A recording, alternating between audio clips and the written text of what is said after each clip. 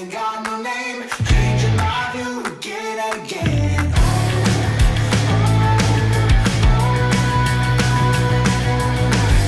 Living the moment till I die. And I'm gonna chase it, and I'm gonna chase it. I know we can't ignore it, no matter how hard we try. And I'm gonna chase it, and I'm gonna chase it. I know we can't ignore it, no matter how hard we try. Fire in the veins, I fight to gain, breaking all the rules to keep me sane.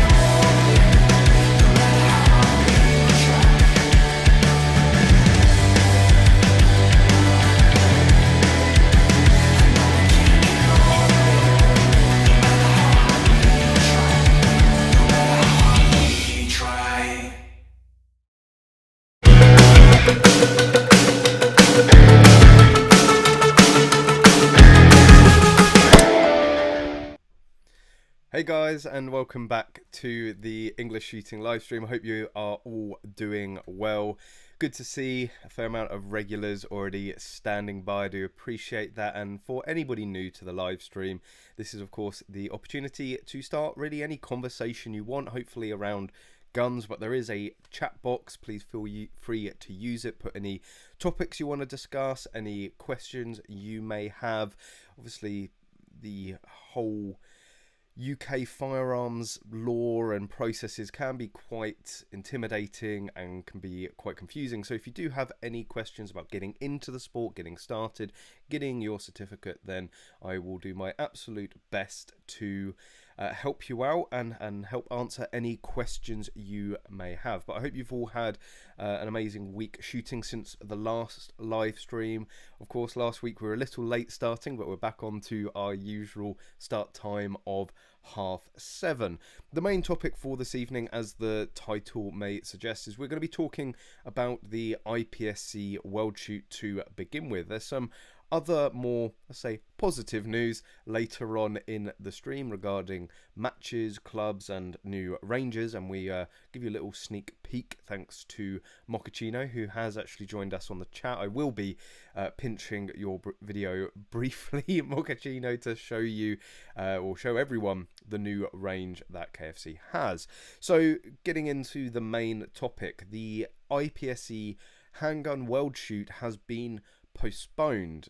Before we get into that, there's probably a few of you that is wondering, well, what is a world shoot? What is IPSC? Well, IPSC is the International Practical Shooting Confederation. It is the FIFA of practical shooting. It oversees all of the matches across the world and is responsible for putting on, or I guess the country is technically responsible, the country that receives the allocation, but IPSC holds the World Shoot, and the World Shoot is effectively the World Cup of practical shooting, and you will have a World Shoot for every discipline. We have, of course, rifle, pistol and shotgun, but there's also action air, mini rifle and PCC. With the COVID pandemic, things have been all up in the air. We have already seen all of these world shoots delayed, and unfortunately it looks like it's going to be delayed again. And we have previously discussed this on another live stream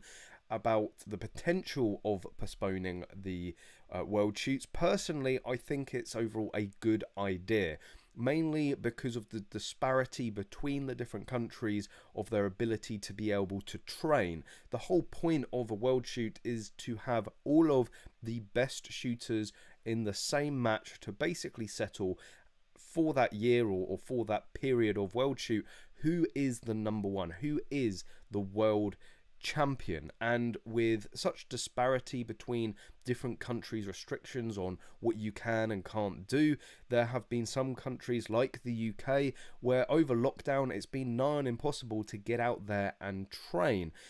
Within other countries it's been fairly easy and straightforward, and nothing has really changed versus normality and sort of pre-COVID. So there are a lot of competitors out there that have really maximized this period where they've been able to train and no one else has, and I think there's actually a lot of shooters out there that have potentially trained more because they may have been the equivalent of furloughed internationally in another country and may have a bit more time to actually dedicate on to the range and onto their training, whereas there are certainly a lot of shooters that are severely disadvantaged. So I think to hold the world shoot sort of as soon as they were suggesting, so the handgun world shoot had already been postponed to November or December 2021, so the end of this year. It has been announced that it has been postponed to November, December 2022. The top level competitors will spend a good year or so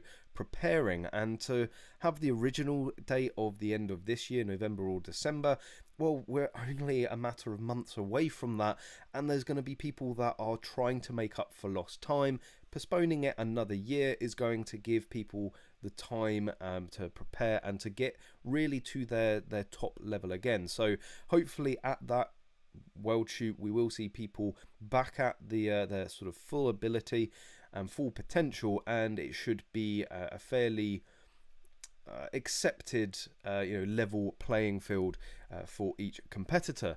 Now, the Handgun World Shoot has been postponed, but there are other World Shoots that have already been postponed that have now been sort of placed in and amongst this sort of the same time. So we have the Shotgun World Shoot, which is currently November-December 2022. The Action Air World Shoot was meant to be in 2022, and the PCC Mini Rifle World Shoot was meant to be in 2022.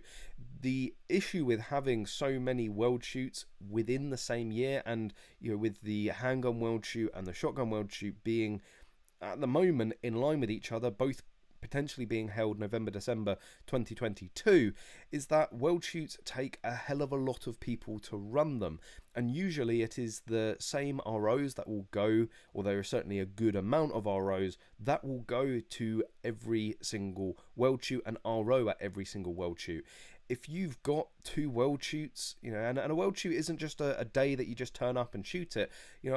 Competing at a World Shoot, it is at least a week-long commitment, and again, the serious competitors will fly out a week or two prior to customize to the climate there, to maybe get a little bit of training in within that environment, go and check out the match, give it a bit of a scout, make sure that all of their gear is there and that everything's zeroed and up and running, and it gives a bit of time if a sight gets broken or the gun's damaged in transit, it builds in buffer. So to have 2 World Shoots potentially so close together and 2 other World Shoots in the same year, it's going to be stretching people's resources, time, and I think moreover their money very, very thinly. So ROs are not going to be able to afford to go to every single one in such a short amount of time. Competitors are not going to be able to afford it, and I think overall it is going to be much better to potentially postpone all of the other ones. There have been rumours, and it's all but been confirmed that the Action Air World Shoot is going to be postponed also, so we're most likely going to see that move into 2023. That starts to give up the sort of separation and maybe make things a bit more workable. But I really wouldn't be surprised if we see the Shotgun World Shoot postponed further, and potentially even the PCC and Mini Rifle World Shoot postponed further. The Shotgun and Mini Rifle, I'm very much hoping to go out to. Potentially compete in the Shotgun World Shoot. I don't know about Mini Rifle. I'm not shooting any Mini Rifle matches at the moment, so I probably won't qualify. But with mag load and the enjoyment of just being there for the previous Rifle World Shoot, I will try my absolute best to be at least out for the Mini Rifle World Shoot, for no other reason than it's in Florida, and don't really need that much of an excuse to go to Florida. So that's really the sort of state of play. There are many pros and many benefits to postponing a World Shoot. What we've discussed previously, and who I genuinely feel a lot of sympathy for, are the juniors. There's going to be a lot of junior. So I believe a junior in IPSC is anyone under the age of 21 or 21 and under. And there's going to be people that are, 19, 20 now that would qualify for being a junior in, say, would have been the end of this year, but they're now going to be in the sort of main roster, the main, adult categories, and there are going to be some really top-level junior shooters that are going to miss out on being potentially a junior world championship, a junior world champion. So I do feel for them. It messes with the seniors as well. There's certain age brackets, I can never remember what they are, but there's going to be people that are now going to be in the senior class that wouldn't have been. So there's going to be a lot of new seniors that thought that they were potentially going to easily pick up a trophy or a medal, but now there's even more people in that senior class. So it's really just a bit of an utter mess. I think one potential solution, I know what I'm saying, I've just been saying about it's a huge thing to have so many world shoots in the same year or close to each other, but why not have like a mega world shoot? If they're all going to be potentially holding these in the same year and so close together, why don't you find one venue that could potentially sort of back to back hold these world shoots. So you get everybody out there. So it's one set of plane tickets. Yes, you're there for a prolonged period of time. Instead of being there for the 1 week for the match, you're going to be there, well, if you're shooting all four, for 4 weeks of the match, and then you have pre-matches and stuff like that, so it's probably going to get extended even further. But maybe have this like mega championship, this mega world shoot where everyone descends from all disciplines of practical shooting, and you just have them all back to back, or sort of simultaneously wouldn't work, I don't think. It would just be absolutely mammoth. Having all of the practical shooters descend on one range or one facility for that period of time, that might be a potential, but I don't know. IPSC are very well organised. The whole purpose of IPSC is to sort of structure and aid the running of these matches, so I'm sure they are on it. I'm sure they're working things out, but it is most likely that we're going to see further postponements. I'm not too unhappy with that. It gives, well, if nothing else, it gives me time to get my FAC back and actually be able to go and train for it, and potentially make it easier qualifying, because trying to qualify for a world shoot with a 2+1 in the level 3 matches is going to be a difficult task, but yeah, the more time for me, the better. But there are certainly going to be a lot of people significantly disadvantaged from it. But I don't know, maybe you guys, none of you are world shoot enthusiast or even IPSC or practical enthusiast, so I've probably just bored you for the last 10 or 15 minutes, but this channel is all about practical. I'm actually I'm wearing my my Magload shirt today. Of course, Magload's all about practical, so pretty much every element of shooting that I'm involved with seems to be practical. So I'm sure if you've been watching this channel for a while, you know how much I love my practical shooting. Many hellos, so hello everyone, thanks for joining again. Evening all, Jess making spaghetti bolognese and hoping for a Callum rant this week. Anything in particular you would like me to rant about? I can sort of like flick it on and off at this point. It's sort of this unnerving habit that I have, or ability. Maybe, I'm like an X-Man, right? I'm just, I'm rant man. But yeah, if there's any particular topics you want me to rant on, I'll rant away, don't you worry. Kyle, it's good to see you. Kyle, thanks for joining. What's best for the Smith & Wesson 1022? 1522, I think you mean. Buy new or use, standard or performance center model, standard or shortened barrel. It does come down to personal preference. I mean, first of all, you've made the absolutely perfect choice. You've gone for the 1522. It doesn't really matter what you do after that. You've already made a solid decision, a solid choice there. But the 1522, everyone loves to think, I need to go and get the best. I need to go and get the performance center because it's the pinnacle of the 1522. And then you end up replacing the grip, the stock. Barrel, yeah, the barrel's definitely a big plus to have on. And I think it's got an upgraded trigger, but you probably end up like dropping an aftermarket trigger anyway. So everything, and even on the MOE versions, eventually you will change everything out there to sort of what you want and sort of hone it into the gun that you want it to be. So I would be cautious of spending too much money on the initial purchase. Maybe just get a bog standard one and have a feel of different grips and stocks and build it how you want. I really don't think the MOE version is bad value for money at all. You get the M-bus sights on it. Those are always handy, and even if you end up taking them off and putting a red dot or a scope on there, to have a spare set of M-bus sights floating around for potentially another gun is always beneficial. In terms of the grip and the stock on the MOE version, again, you probably will end up changing them out, but it's a good package price, it's good value, and it's going to get you, I think, a much better gun overall. The Performance Center, most people that have gone for the Performance Center have ended up moving away from it, or not necessarily regretting it, but saying, look, I really don't know why I spent all the extra money. If you're going to buy the 1522 and not touch it and not upgrade it and not tinker with it, then yeah, go for the Performance Center. But if you're going to put all the upgrade parts on it, you might as well save the money, get an MOE or a bog standard one, and then trick it out. And of course, you've got to trick it out with some Magload stuff. I think that's pretty much law now. That's fulfilling my sponsors' obligations right there. So has that answered everything? So So yeah, I'd say standard or MOE in terms of the base model of the gun. Standard or shortened barrel. This really is a personal preference. Obviously, longer barrels tend to be more accurate and more consistent at long range. That is going to have a lot of advantages.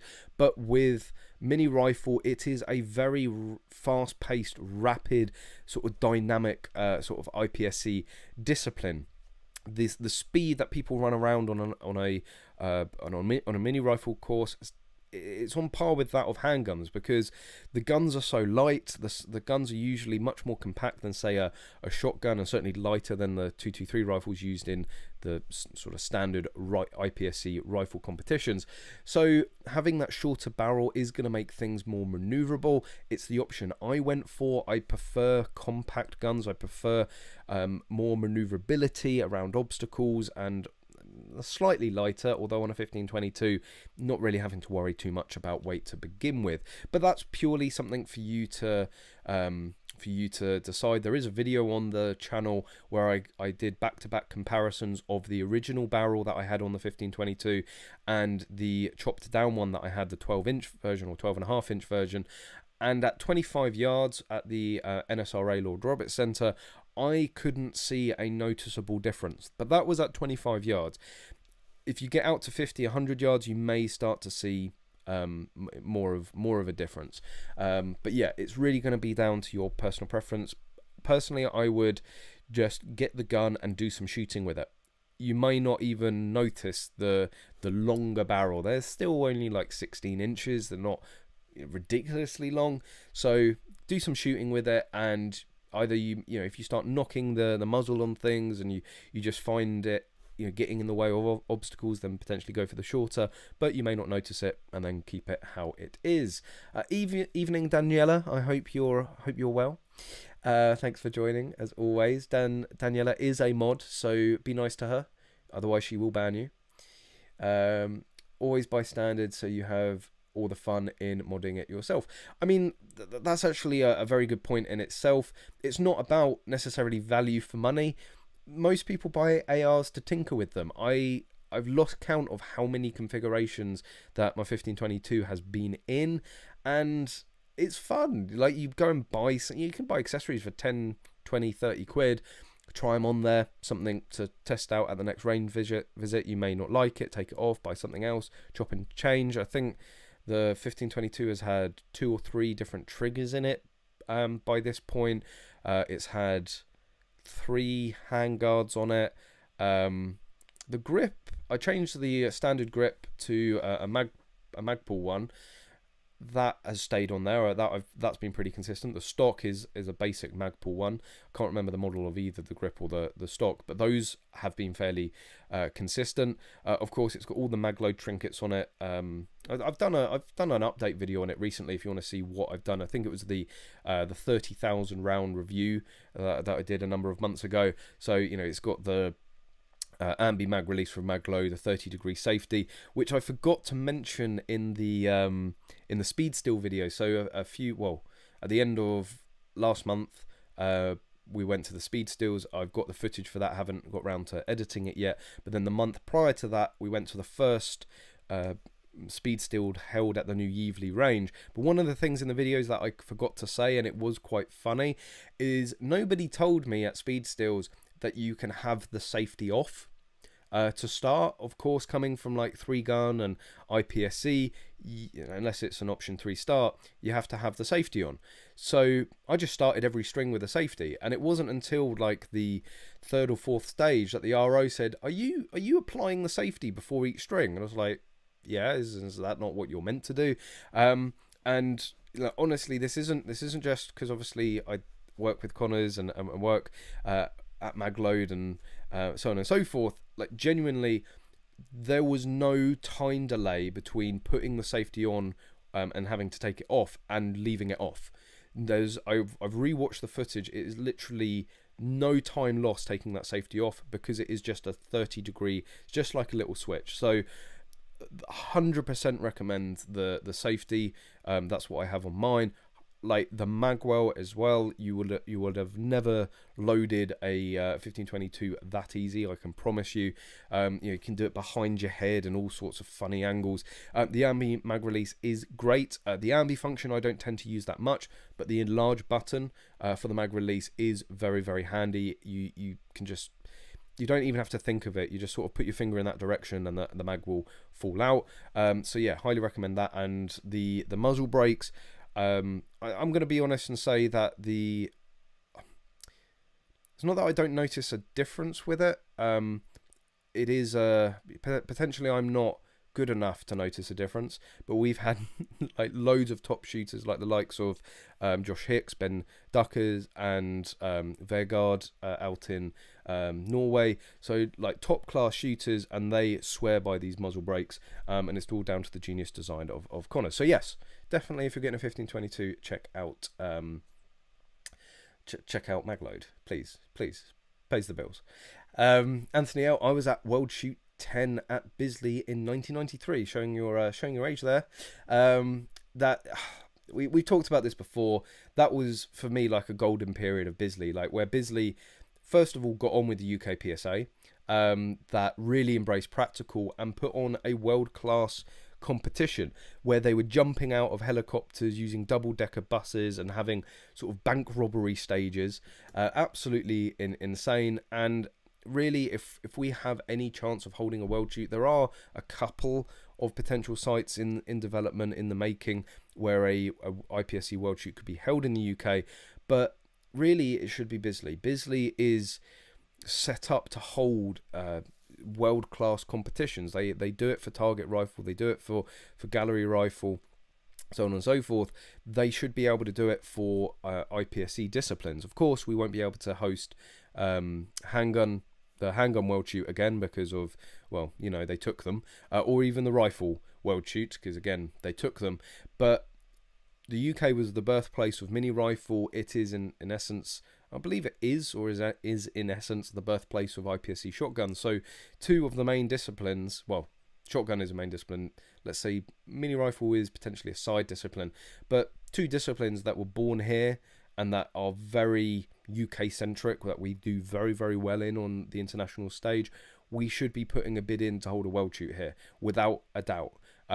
But unless Bisley want to make things easy and work with the UK, or the NRA want to work with the UK PSA and they can come to some sort of arrangement or agreement, the other sites basically need to bring up the facilities to be able to hold it. You're talking thousands of people descending on this site for a good 2 or 3 weeks. It needs the facilities there to be able to cope with it, to be able to put up ROs, hotels, travel, all that sort of infrastructure. And there's just very few ranges in the UK that can really put that forward.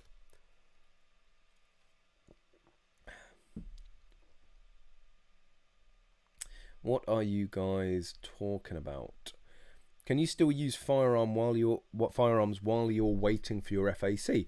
Absolutely. There are a number of exemptions within firearms law.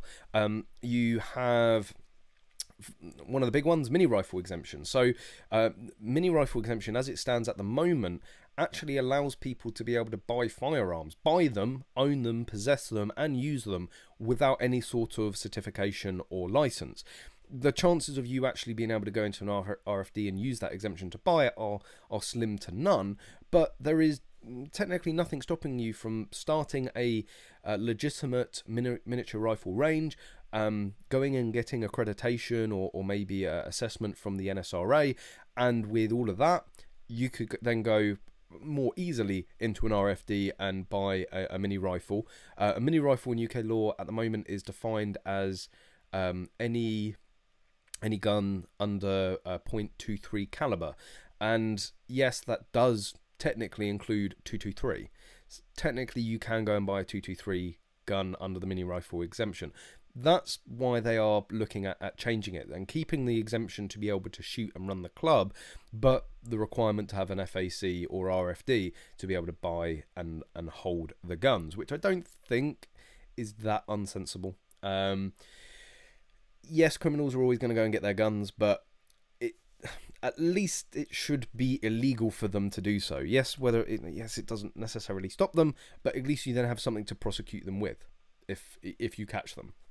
So yes, you can use the mini rifle exemption to shoot any rifle up to .23 caliber. There is also the club exemption. So if you are a member of a Home Office approved club, you can use club guns, and club guns aren't necessarily guns that are owned by the club or on the club ticket. When you go to a club shoot, or I don't think it even needs to be a club shoot. If you're a member of a club and it is for the purposes of shooting under that club, so be that a match, be that for training or whatever, you can shoot guns under the club exemption. And there was actually something that I was going to get onto a bit later, but it sort of slots in here nicely.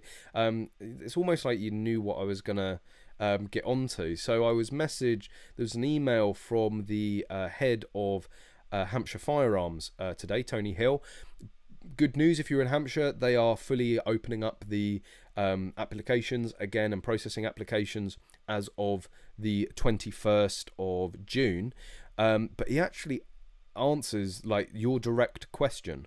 So I'm going to find it here. I think he did like a frequently asked questions bit. So here we go. So this is from the head of Hampshire Firearms, Tony Hill. Can I gain any shooting experience while I wait for my new grant application to be processed? What Tony Hill says is a person who does not hold a certificate is permitted to carry out lawful shooting activity under the terms of relevant exemptions, such as Section 11(1)(a) of the Firearms Act 1968, where they can shoot in the presence of the holder of a firearm or shotgun certificate using a gun borrowed from them on land which they have authorized access.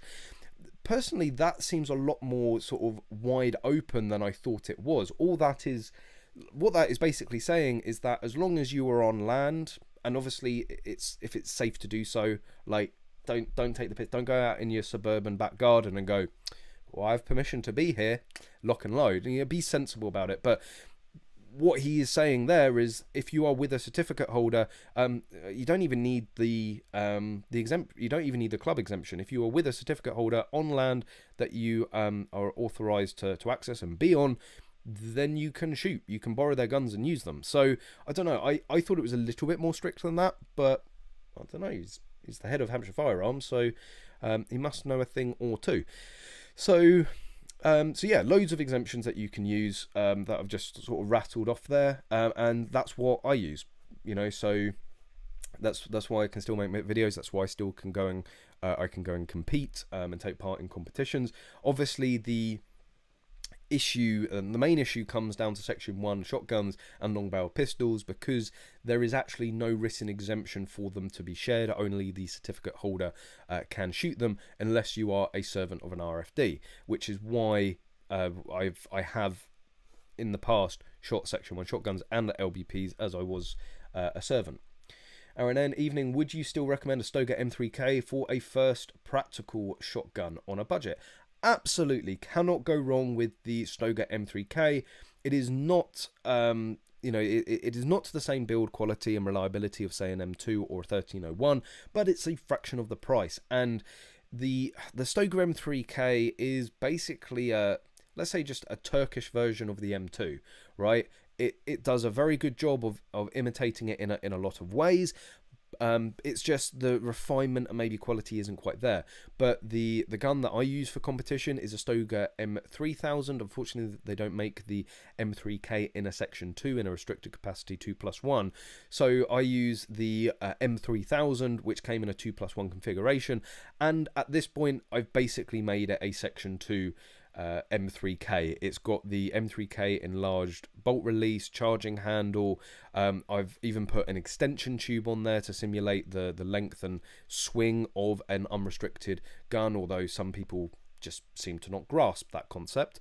I've had the port done on it, so loading it is absolutely slick. I welded the lifter, which is one of the biggest mistakes I made on that gun. No matter how delicate you are whilst welding a lifter, you just introduce too much heat and it ends up warping it, which introduces like function problems.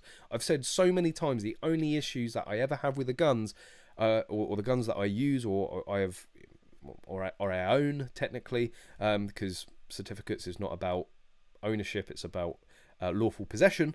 So you know, they are technically my property. But yeah, every time I've played with a gun, it seemed to malfunction afterwards. So I tend to just leave the guns alone. Like, get them out the box, maybe do a couple of things, but nothing major. So yeah, I'd leave the lifter. If you've got a good port cut, you wouldn't need to weld the lifter. I just did it more as a curiosity. So yes, that's the gun that I use. Well, I use the M3000, which is now effectively M3K. Can't go wrong with the M3K. Complain some more about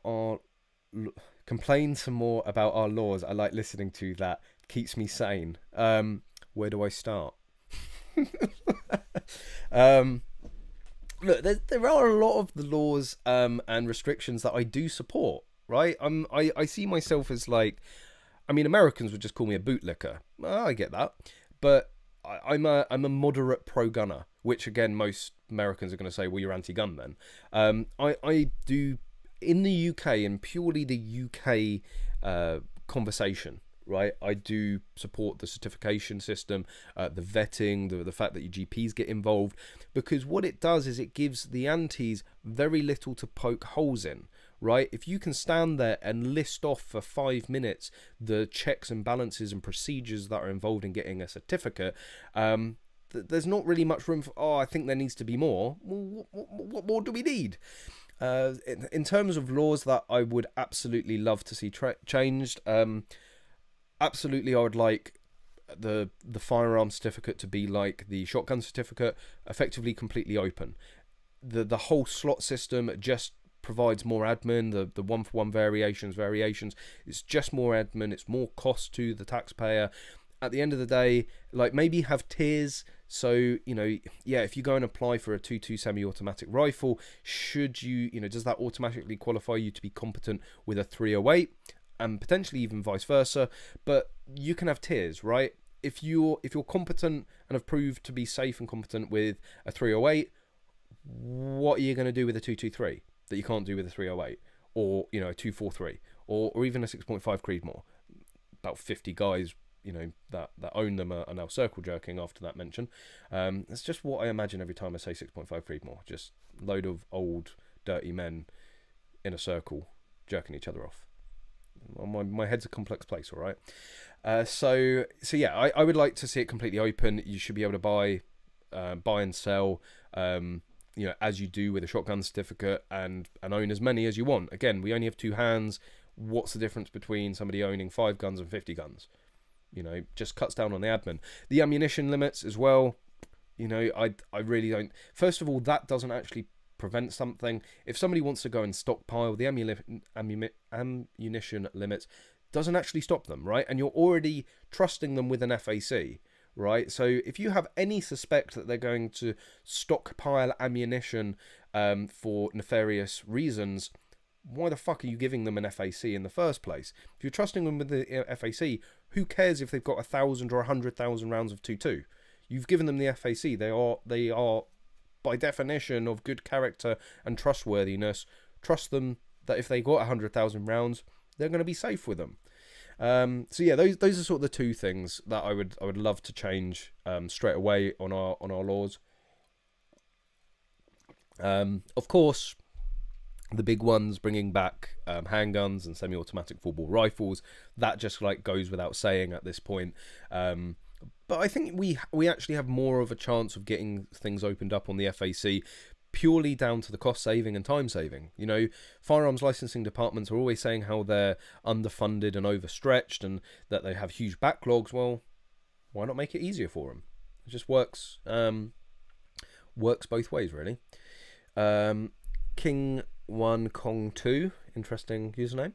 Just bought a magazine, spring and training round dummies from Magload. Looking forward to practicing before a 2-day shotgun shoot in July. Hopefully the shoots will still go ahead. Well, thank you very much. I did actually see an order come through a minute ago, so I guess that was yourself. Yeah, I mean, we've got all of that in stock, so you should, well, you should have it Saturday, actually, because we ship stuff out on the Friday, usually arrives. Royal Mail's pretty good, does deliver on a Saturday. And we do like to pride ourselves in quick delivery time. So, you know, usually the cut-offs is about 3 o'clock. If we've got it in stock and you place your order before 3 o'clock, it will usually be with you next day. And that's just something we want to just continuously improve on. We are constantly holding more stock of stuff, but you guys tend to just buy more of it, so we have to hold even more stock. We're constantly increasing stock levels, just to make sure that we can get stuff out like next day for you guys. You know, there's so many people, you get a few days before a match and you go, shit, I need some of this or I need some of that. You want to make sure that it's going to arrive there, and that's what we aim to do. Hey Callum, unfortunately our beloved ATF here in the States are talking about gun confiscation for pistol firearms that have braces on them. What are your thoughts about it? I've literally just lost all will and patience with the whole, like, my head just spins about the whole brace thing, the arm brace thing. Like, the ATF just need to make their mind up on it. Like, as far as I'm aware, they have like ping-ponged and flip-flopped between oh no, they're definitely illegal, or no, they're definitely legal, or if you have one on a rifle it's illegal, but if you have one on a pistol it's okay. It's like, it's almost as bad as our laws, but pretty much the only thing you've got to remember in the UK is barrel above 12 inch and a total length of over 24 inches, and you can pretty much do what you want with it. Pretty much. There are caveats to that statement. Yeah, don't think you can just go out and be willy-nilly with it. Richard, check your email. Yes, sorry, I have got your email. I flagged it.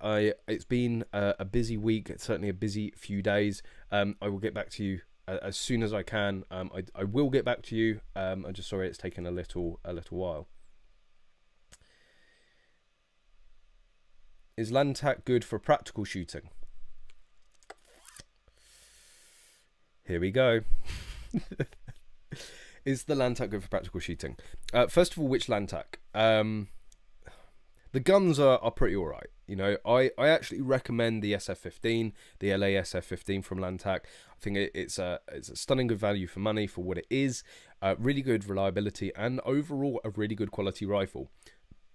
Loads of people that have had good success with Lantac rifles on the competition circuit have won competitions with them, and people that I know shoot both in the UK, or they're UK shooters but shoot abroad, they also shoot with their Lantac Ravens.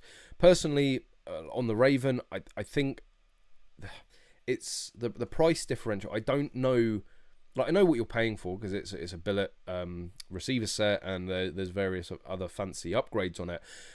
I just don't think it's as good. The value for money isn't there as much as it is with the LASF-15. So I do regularly recommend the LASF-15. Lantac as the company, I think they have a lot to prove in terms of their customer service levels, but I can't fault their products. I honestly can't fault their products. It's sort of annoying. Just a quick question: is a .338 caliber rifle suitable for the UK, and are they okay for a first-time FAC? .338 is probably the maximum you are going to be able to get away with on a first-time FAC. Eyebrows will be raised, and it will definitely depend in which area of the country you live. Some counties, they're just going to be like, no bloody way. Others are going to be like, yeah, sure, go for it, whatever. What's the worst that could happen? 50 cal is a completely another story, but .338, you can maybe just about scrape by. There is a good chance though that they go and start with a 308 and then move your way up, but really, you should be able to push it through. Certainly if your club has a .338, especially if you have experience of shooting a .338 and you can demonstrate that and say, look, I've already sort of proved my my competence with this caliber and these sort of larger caliber rifles, why can't I have one myself? You know, so yeah, you may be pushing your luck a little bit, but it really will depend on where you live. Did you get my email regarding moderators for sale in the guise of car oil filters? What do you think? Yes, I did. Did I flag that, or maybe I saw it and didn't flag it? No, I did see that. The Wish oil filters. They've been going around for ages. I tend to steer clear of that for obvious reasons. It's not something that I necessarily want to promote or advocate. How the hell they get away with it, I don't know. You know, like Facebook, right? We use pay promote for Magload, and they can be really, really fussy. Usually, if there's any ammunition or certainly a gun in the photo, it will get rejected. Wish are selling oil filters, which are illegal moderators. Let's be honest, and they're fine. They can post that all day. It's the disparity, and it's just insane with Facebook what you can and can't get away with. Are there any jobs in shooting for teens? Shop assistants. We actually had a whole live stream talking about how to get into the firearms industry and how to start your career. Go and watch that. I mean, it is a full live stream, but it is the first topic of the live stream, so it will probably be about the first 20 minutes, half an hour of the stream. There's loads of things. I'm probably not going to remember all of them now, but there are loads of different avenues. I think overall my best advice was, if you don't have any experience or knowledge in firearms or any sort of expert level of experience and knowledge, then go and start as a shop assistant. You know, drop your CV into any local gun shops, give them a ring, ask if they're hiring. You know, even if you're there sweeping the floor, it's your feet quite literally in the door. You're in the gun shop, you're working there. You know, you're going to pick things up very quickly. You're going to gain their trust, and before you know it, you're going to be serving customers. You're going to be servicing guns, selling guns, giving out advice, so on and so forth. So definitely, like, the shop route is going to be the best way for a teenager. It depends what age teenager. If you're talking 18 and above, it really shouldn't make a difference. If you're obviously talking a lot younger, you know, I can't see a gun shop employing like a 13-year-old. You know, maybe a 15, 16-year-old upwards, that might happen. Apprenticeships, it might be worth looking into apprenticeships. The Gun Trade Association, the GTA. Took me a while. Can you tell I'm dyslexic? The GTA, go on their website. It's absolutely fantastic. They've got a whole host of open apprenticeships. They will point you in the right direction of who is offering apprenticeships. So go and check out the Gun Trade Association, and that should hopefully point you in the right direction as well. Don't say that about you or any gun owner. It's not your fault. You have to deal with these extreme gun laws. Well, thank you. No, I appreciate the support. 6.5 Tweedmore. That needs to be a patch.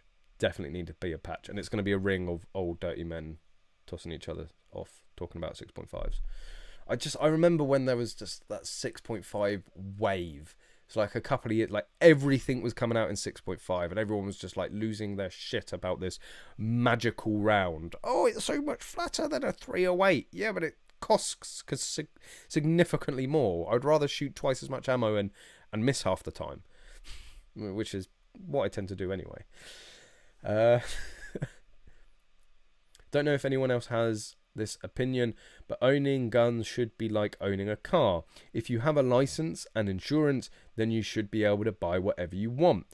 I wholeheartedly agree. If you have proven yourself to be... Well, this is a crazy thing with cars, right? You can go and pass your test in a Nissan Micra, not allowed to go on the motorway, right? Remember that when in the UK, if you're a learner driver, you're not allowed to use motorways. So you can go and pass your test in a Nissan Micra, and for those Americans that don't know what a Nissan Micra is, it's a really itty-bitty car, right? It's like a little granny mobile. Actually, a lot of my friends had them as first cars because they were like cheap as chips. But anyway, they were, as the name Micra would suggest, they were a little itty-bitty car. And you can pass your test, get your license, having never gone above 60 mile an hour, driving one of the smallest cars on the road, and you could go and rent, I think it's a 3.5 ton, a 3.5 ton Luton van, and bomb it down the motorway at 7. Well, no, because the restriction's actually 60 for those vans.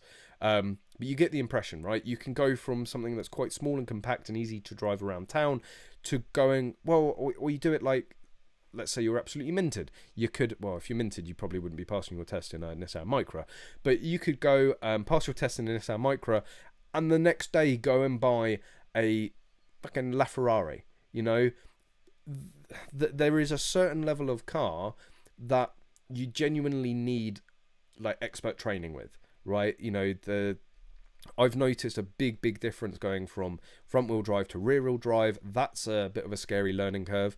But when you start getting into these 500, 600, 700 horsepower plus cars, it just takes a whole nother level of experience and ability to be able to drive them safely. And technically, yeah, you can go and get your driving license and jump in to a 200 mile an hour supercar the next day. That aside, yes, I do think maybe having tiers. You know, I know that Canada has a sort of a tiered licensing system. Something like that, I think, would be a good halfway house. But yes, if you have been proven to be competent, or I think the best way in terms of sport shooting to do it would be whatever you have been signed off as being competent at your club. So you do it that way. You sort of have your club driving license, and you know, if you've been signed off on 308 and 223 and 22 rimfire and black powder and whatever, and you know, section 1 shotguns, LBPs, LBRs, or whatever, you can then, you know, that gets ticked off like the safe shooter competency card you get from the NRA. Basically, as long as someone has signed you off as competent, yeah, and you've got an FAC, you've had that personal vetting, then you should be able to go and buy what you want. I am a huge believer, as I'm sure you all are, it's about the person. It's not about the gun. It's not about what caliber they have, what capacity the gun is, how long the barrel is, how black the gun is, how tactical looking it is, how much wood it may or may not have. It's about the person, and that's why I support our certification system, because it looks at the person, it vets the person, and ascertains whether that person is suitable and is going to potentially, you know, would potentially pose a danger to the public. Once they have been proven to be safe, have at it, as long as they again have proven competency. I really do think, even with the driving license, like there should be a motorway test. Like we have a thing called Pass Plus, which is voluntary, does help you lower your insurance, and Pass Plus then does, you know, get you in a car with an instructor on a motorway to sort of teach you how to drive properly on a motorway. No one knows how to drive properly on a motorway, so yeah, having that, I would like to see that personally brought into our UK driving license, and maybe have different tiers. I know, I think it's for motorbikes, so I don't have a motorbike license, but I believe if you're under 21, you have to, for I think it's 2 years, be on a restricted motorbike, so you're not allowed above like a certain horsepower or a certain cc, and basically that's to make sure that you don't go and pass your motorbike test and go and buy a Hayabusa. You know, little bit of experience, 1.3 litre engine motorbike. The two aren't going to end well. So yeah, maybe something like that. I think it's in Ireland. Once you've passed your test, you have to have like a P plate for 2 years, and I think you're not allowed on motorways, things like that. But anyway, I digress. Just Mike Gill, just in evening, what did I miss? Came in on 100,000 rounds. My Prime Minister bid is that every FAC holder, if I was to become Prime Minister, would receive 100,000 rounds of their choosing of ammunition. I mean, I think I've just about sealed the 250,000 firearm certificate holder, and potentially even the 500,000 shotgun certificate holders. So, you know, what do I need over that? Like another 10 million or so. It's a start. 70 mile an hour for a 3.2 ton and under. See, I thought a van was 60 on national speed limits. I'm pretty sure. What? You're not allowed to use the motorway? I've never heard of that. When did this happen? I don't know, but it's been there for a while. I passed my driving test like over 10 years ago. Oh, I feel so old. Yeah, I'd been 17 and I'm shit. It's like 12. It's going on to like 12, 13 years ago now. Getting so old. Moment of silence for my age. Yeah, and as a learner driver, you weren't allowed to go on the motorway. You're not allowed to go on the motorway with L plates, and as a learner driver, you need L plates. So it's one of the same really. It's 56 mile an hour actually, Callum. See, I just don't get into driving commercial vehicles, right? It's just simple. Keep me in a car, and I know what the speed limit is.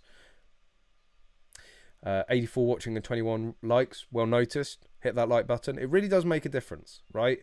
If you're watching this and you're passionate about shooting sports, you probably want to get more people into it. Well, the more people that watch this are probably going to be introduced to shooting sports. So like it, share it, subscribe, drop a comment. All engagement is good engagement. It's sort of the same thing as all publicity is good publicity. Sometimes. But yeah, hit the like button. It makes me feel fuzzy in my pants. I really hope you don't have magazine restrictions, because California just took even more stupid with their gun laws. Yeah, I actually I'm probably going to do like a special live stream in the not too distant future.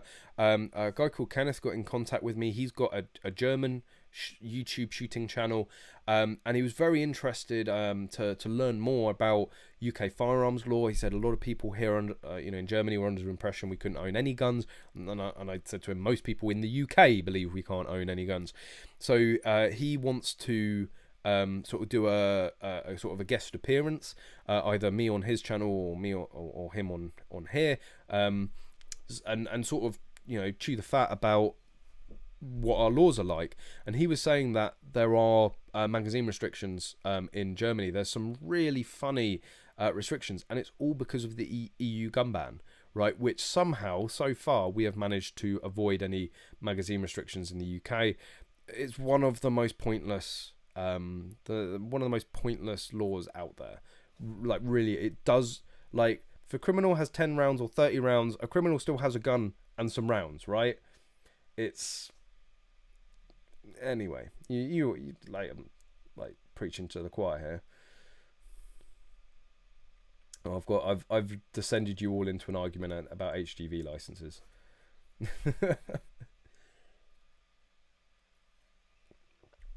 You got done doing 57 in a 60, driving a Ford Transit Connect, 7 mile over the limit. I had to do a stupid speed awareness course. Yeah, that's what a lot of people, I don't think, realise. And I may or may have not more recently done a speed awareness course. And it is a lot of white van drivers, right? Because they don't realise that whilst the national speed limit on a dual carriageway is 70 for a car, it is 60 for a van. So they're plodding along at 70, 75. They don't realise they're doing 10 or 15 mile an hour over the speed limit, over their speed limit for that vehicle. 125cc is the restriction. Or I believe if you're over 21, you can do like a fast track thing and get straight on to the big boy toys. But yeah, like maybe bringing in a law that, for the first year of driving, you can only have up to a 1 litre or 1.2 litre car. I think, like in those sorts of cars, you can't go fast enough to kill yourself most of the time. So yeah, I wouldn't be against that. I think new riders are restricted to 125cc, but that's just for bikes on the road. I have a 140cc pit bike that doesn't need a license, but also you wouldn't hopefully ride that on the road. How much detail do you need to give on your FAC application for rifles you want? Do you need makes and models, or just calibers? Keep it as vague as possible. You don't need to put that much detail. So let's say you want a 1522, because that is the best choice. You want a 1522 Smith & Wesson 1522 semi-automatic .22 long rifle, you'd be more than sort of justified, and the firearms licensing department should be more than happy with you just putting .22 semi-auto. They may change it, like they may add the LR to it, because they're going to know if you put a 2.2 semi-auto, it's going to be rimfire because of our laws. So you just need to put, I think I put 2.2 LR. I'm very specific with the caliber, because that also can work in your favor, being very specific on caliber, because sometimes they like to mix things up on your behalf. I've heard loads of horror stories of people ending up with all weird and wonderful calibers because they were like, I'm not actually a big anorak on all the different calibers, but similar calibers, and you're like, well, I know what I meant. Well, they don't, because themselves aren't usually firearms experts. So yeah, I'd put something like 2.2 LR semi-automatic rifle, if section 1 12 gauge section 1 shotgun, 2.2 long rifle LBP. Maybe you don't even need to, I say semi-automatic rifle, you don't even need to specify the action. It's just the caliber and the type of gun. So 2.2 LR rifle, 2.2 LR LBP, 357 rifle. Try and keep it as vague as possible, because it's not about misleading or deceiving the firearms licensing department. Is that at the moment you may think you have a very set idea of what you want, and if you nail it down too much, it's like with section 1 shotguns. Don't put semi-auto, pump action, or box fed, or whatever. You may change. You may at this point think, I want to shoot in standard division, a tube fed semi-automatic, and then when you get your FAC and you get out there on the range and do a few more competitions, you may go, actually, I'm in a Neanderthal and I want to shoot pump action. Yes, that was directed at Connors.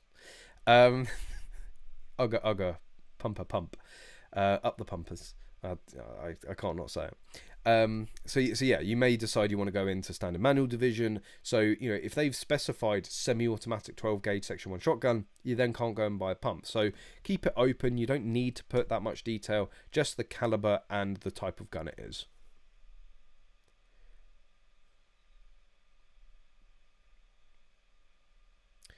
In your case, bad publicity could be very bad. It also has its benefits, as the famous Jack Sparrow once said.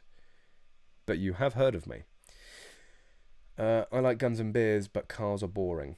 Nah, I have the trifecta of setting money on fire when it comes to hobbies: guns, cars, and watches.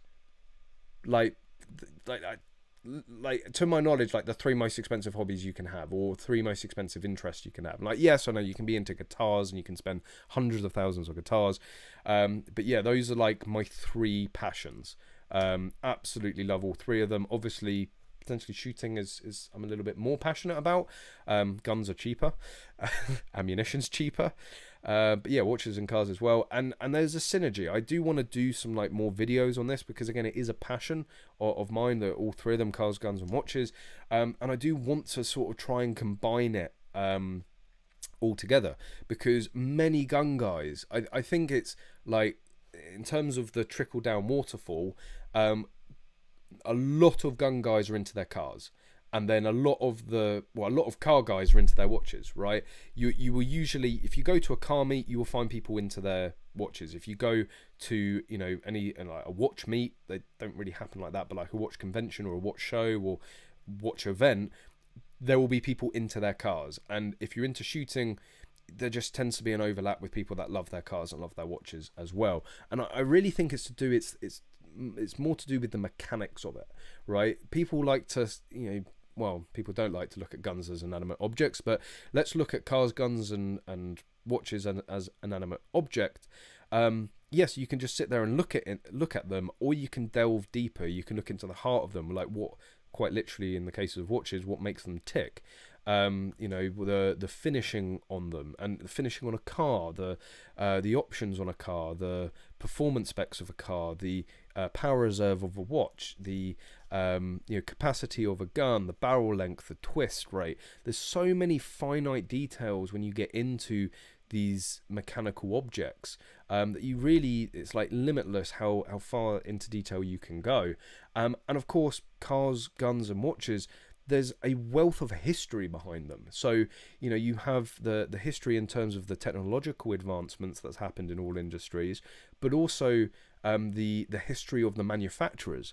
You know, you could spend a whole week researching the history of Ferrari or McLaren, or you can spend, you know, the same amount of time looking into Patek Philippe or Vacheron Constantin, or, you know, you could look into the history of Beretta, the history of BSA, and so you get the feeling. And then there's like cars, guns and watches tend to have all these different additional elements to them rather than just the inanimate object, and I think it's those additional things that brings out the emotion, because, you know, history and the passion behind something is what leads to the emotion. Knowing that, you know, somebody has handcrafted or hand engraved painlessly, you know, something on the side of a gun, or, you know, something has been, even an AR, somebody has spent the time to fit everything together and fine tune it to get the ultimate reliability, or you know, some hand built engine in an Aston Martin, or the hours that are spent making a watch. You get the feel. And I think what makes people tick in any one of those areas will make them tick in all of those areas. So yeah, great overlaps overall. Sean Miller, how long have you been waiting for your FAC now? Well, I didn't have a beard before. That's a starter. I got engaged.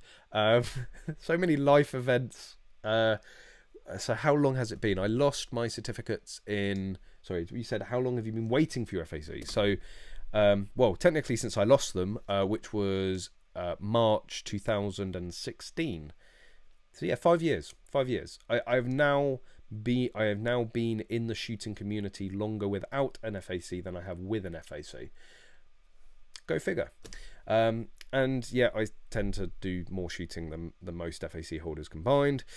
It's just, you know, can't keep me down. But in terms of when I put the application in, let's have a look here. I do actually have it flagged in my emails. So I made the payment 13th of October is when my last when the application went in. So that now brings us up to 8 months. No, yeah, 8 months. And it took 6 months from my initial application, but then COVID and all that, so delays have been there. Magazine restrictions are weird in Germany because you can't own a 10-round mag box, but you can own a semi-automatic MG3 with a legally infinity length belt of ammunition. Well, it's like the belt-fed underlever bullpup. That blew my mind. Thumbs down, stop car talk. I will silence you, David.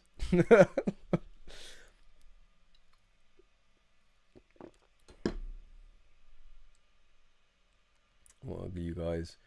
Hi Callum, if you ask for a 2.2 semi-auto, can you then purchase a 2.2 WMR? Yes. So again, that's why you want to sort of try and keep it vague. So yeah, if your ticket has a slot for a 2.2 rifle, that allows you to buy a 2.2 LR or a 2.2 WMR because they haven't specified it. It's, what's another example of that one? Well, it's maybe not the same, but it's what I tend to do with like 308s is I will put 308/762 in the vein of hope, and I'm pretty sure my original FAC it did have it where it had 308/762, because some gun shops will not sell you a 762 if you have a 308 and vice versa. So I just, you know, I got them to put both in there, so it's like a slot for either one of those calibers. But also because they are technically two different calibers, you need to also put down the different ammunition for it. So don't just put down 308. You know, if you're going for a 308 or a 762, then put down 308 and 7.62 ammunition. What this also then does is it will give you 2 ammunition limits. Because they are different calibers, they have to give you 2 separate limits. So, you know, if you're going for 300 rounds, let's say, you will get 300 rounds of 308 and also 300 rounds of 7.62. Same thing with 38 special and 357. 100% just put, well, depends. Like, are you ever going to buy just a dedicated 38 special rifle? Probably not. So you're probably safe in just putting down the 357 Magnum or just 357 rifle.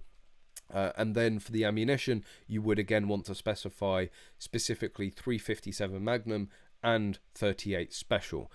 You will get the same limits for both, both easily justifiable if you have a 357. You sent your firearms form off. Bloody GP would not write letter, so had to get MediCert to do a medical cost of 60 quid. Seems strange. GPs don't do this anymore. 60 quid isn't actually that bad. My GP charged me 60 quid for it. It is a private service. It's the same thing as HGV drivers when they have to do their medicals. They have to pay for them at the GP. You know, it's not. We could have a whole discussion and argument, and I could probably be swayed both ways on it. But a firearm certificate is not like a life dependent function, right? I'm sure if you went into the GP and were having a heart attack, they're not going to be, oh no, you wait your turn. You know, they're going to do their thing, something that's life critical. Or, you know, that's sort of a silly example. What would they do like an assessment for free that is required? I don't know. I'm not a doctor. Probably a good reason. So it's a private thing. It's not sort of part of their remit, so they charge for it. It's a private service. They charge for it. I don't have a huge objection to it. What I have a huge objection to are the virtue signaling knob-end GPs that refuse to do it outright. I don't want to be a part of legal firearms ownership. You know, it's for people that are quite obviously very intelligent because they're doctors. I've never heard so much bollocks come out of someone's mouth. There was one going around recently about a doctor, like it was like on their website, like, do not contact us for firearms certificate forms, like we will not do them. And then I guess what's worse, even worse than that, are the GPs that, whilst they want to virtue signal about not being involved in firearms, they will do it for like £500. So it's like, well, hang on a minute, right? You've got your morals. Unless I weigh 500 quid under your nose, then you can sort of get on board with it. And it's just like, yeah, I think whilst I have no issue with GPs charging for it, I think it should be mandatory to do it. So, you know, if you are a GP, if you are a registered doctor in the UK, you have an obligation to offer all of the services that somebody may come to you as a doctor to do. Yes, what they're going to do is make this, people that object to it, they're going to make it £10,000 maybe. But this is something that we've discussed previously in a video, where whilst I support it, maybe there should be guidelines on it, maybe there should be caps. So, then they're not allowed to spend, charge more than X amount, or maybe X amount per hour, so on and so forth. I think there is a happy medium there. Paul Williams, your medical was 50 quid. Cheshire Conservatively not bad. The issue with the medicals in Hampshire certainly is they now require it before you put your application in. So make sure you read the small print when you're doing your application. As I'm sure many of you know, I very hastily got my application in when they reopened after lockdown, only to have it kicked back out because I didn't have my GP form. I thought I could do that afterwards. So if you were in, I think it's Hampshire and Thames Valley, if you're in one of those counties, you need the GP form first. Otherwise, excuse me, it's been a long day. Otherwise it would just get rejected and you're wasting your time, unfortunately. You got a 357 and 38, but only got allowed 100 rounds total, which is only 2 boxes. Yeah, that's not on. Like, most people can get through 100 rounds in a single training session. Like, you need at least a few hundred at the bare minimum.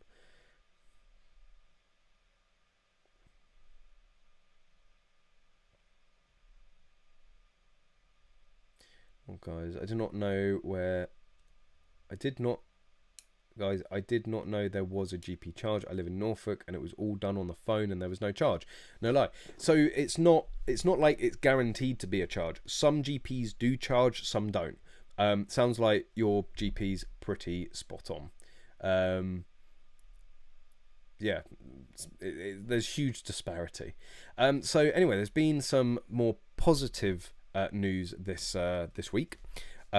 KFC held their first match at the new range, and again, credit to Mochaccino, who was there to film it. Unfortunately, what was I doing? I was busy doing something, honest. So Mochaccino, I guess, sort of picked up the slack where I wasn't there to sort of film. So this is the new KFC range, and as you can see, it's a quarry. And as you can see, it's pretty big. So they're going to be running loads more matches there. So it goes right back over there. It's huge. You've got the woodlands. They're going to put bays in here. It's going to be... Sorry, Aris. That's not... That took me by surprise, that. So yeah, just general shooting. More of Arius. God, he's so vain. Let's have I did see a bit more shot, but anyway, you get the general idea. I'm not going to bring it up on like Google Maps because you're all going to go and gate trace it. Come on, like I want to see the range, not your face or a pair of ear defenders. But yeah, you get the gist. It's going to really open it up for events. They're hoping to be able to run level 3s here, so the more level 3s the better. But yeah, some absolutely fantastic news, and pleased to say, well, David hasn't actually confirmed. I did message David yesterday or the day before. I think I'm shooting the match this Saturday. I hope I am, or I hope I'm signed up for it. But KFC have a shotgun match in Leon Solent, which I'll be at. I'm planning, unless I get lumbered with our rowing again, I will try and film that, because I don't think I have yet really shown the range, the clay ground that is used for practical shooting there, and it's only like 10 minutes away from my house, so it's really convenient to get to. And in other match news, it's going to be the first level 3 of the year, or first shotgun level 3 of the year. It's going to be at the Scottish Championships. When is the date of that? It's the end of the month. Where are we?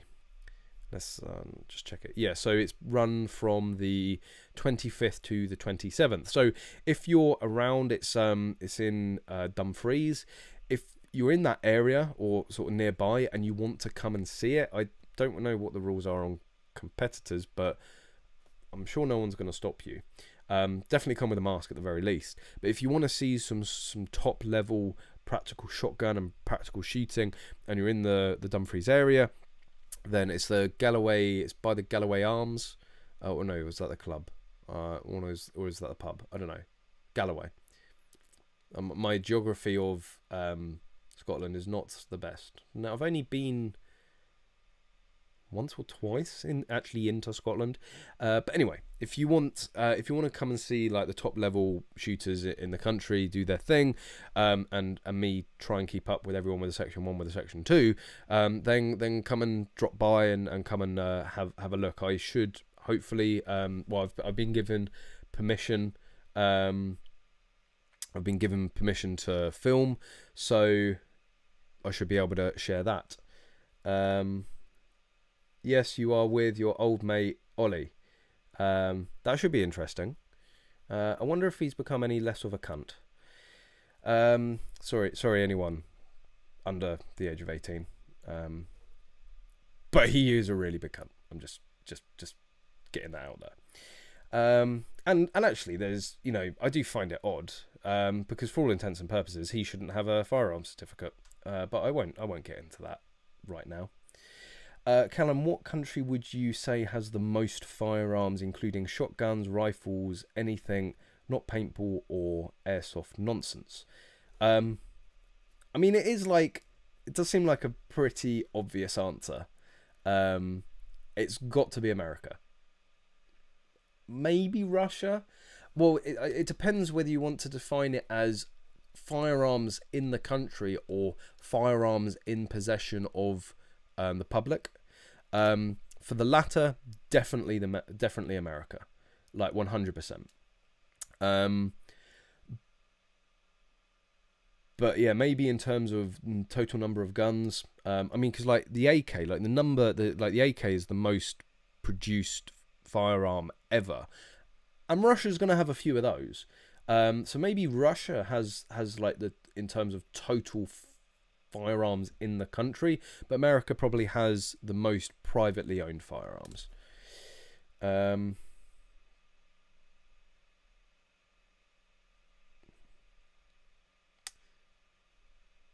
Oh, county. Did you say county? You did say county. Can you tell I'm dyslexic? Oh, not good. It's one of those. It's one of those days. Well, we've answered the country question, just in case you were wondering about that. Which county? There are actually stats on it. Well, there are stats. I mean, Hampshire's saying, Hampshire. David's saying Hampshire. Oh, I'm losing the plot. In the GB meant UK. What made you mind up? What do you want? What do you want from me? So, which county in the UK has the most guns? Definitely know this off the top of my head. Gun ownership stats UK. Google is your friend, all right. Let's have a wee look. Oh, you can look with me. Come on. Probably tired of seeing my mug, my old mug. Firearm licensing law, different firearms. No, not have any luck with that. Statistics on firearm and shotgun certificates. Here we go. I've read this document many times. I can just never remember stuff off the top of my head.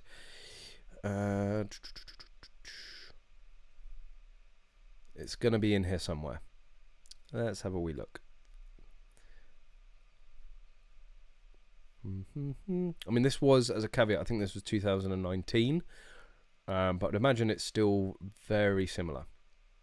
Certificate holders. Here we go. Firearms per 100,000 people by police force area. But that's going to be population based as well. That's not really what we want. Shotguns per 100,000 people, no. Because it's like if you have more people there, you're going to have more guns. But you can sort of see the hotspots. Nah, I don't think. I think that's a bit of a misnomer there. Additional statistics. Well, this isn't going well, is it? Let's try by county. County. There we go. I can spell me.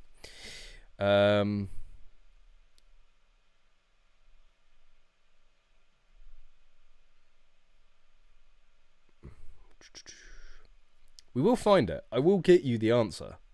I promise.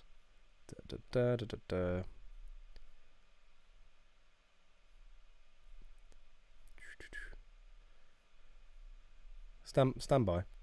Just doing a bit of on-the-fly research. Nope. Let's try just adding UK in there. Let's give this one a go. Is this one? Oh, this looks different. This looks very similar, but it is different. Let's see if they do it by county.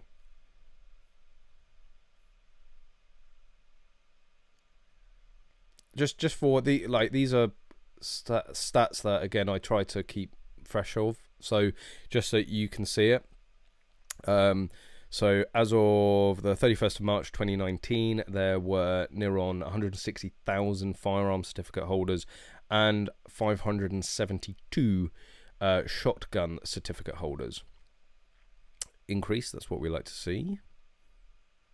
Again, firearms per 100,000 people by police force as at 31st of March. So I think this is probably the best, sort of the best guide. But again, it is going to be population based. But you can see where the hotspots are. So 43. So David Powys. Number 9, North Yorkshire. Number 2 is that? Yeah, number 2 is Cumbria. So they seems to be pretty hot spots. But I swear when I've seen it before, like Hampshire is up there. Like Hampshire does have a lot of guns in it. But obviously, again, a lot of people, which probably skews this stats, but I don't know. It does tend to be more like countryside, you know, like London actually has like a disproportionately low like firearms ownership rate. But there we go. I hope that in some way answers your question. Everyone's packing round farmers' mums, and the sheep. Callum, read your Facebook message. Okay. So